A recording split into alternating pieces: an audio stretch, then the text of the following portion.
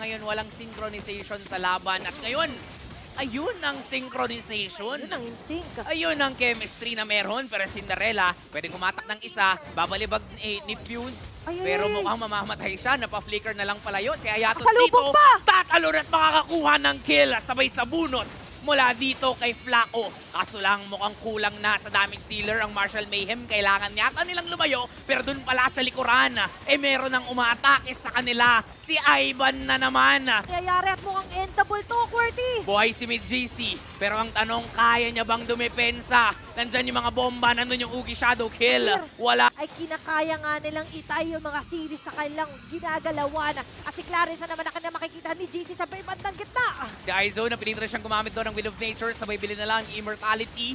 Ang tanong ay kaya na bang selyuhan ng Orbs? Kaya na bang selyuhan Sa likod. ng mga rookies yung laban against Martial Mayhem? May Ugi Shadow Kill, napilitan lumayo si Fuse, maghahabol si Clarence, popping the Immortality at hindi na siya makakatakas pa. Ganon din naman si Luke, pero si Flaco ay susunod. Sabay hatak ni Cinderella dun sa gilid. Kaya naman si Hayatos muna ay magpapahinga. At ngayon, dalawa, tatlo ang buhay sa bawat koponan. At tila ba hindi pa yata kayang tapusin kasi tuloy sa magpuso ang Martial Mayhem. Nag-pop yung Immortality ni Sinful pero tuloy pa rin sa pagkatok ang Orbs. Dalawa sa dalawa na lang yung natitira. At Depensa para kay Cinderella and Mid-GC. Kaya pa ring depensahan. May Immortality na magpa-pop. Ipapakita lang ni Mid-GC na matagal na siya sa liga pero buhay pa rin sila.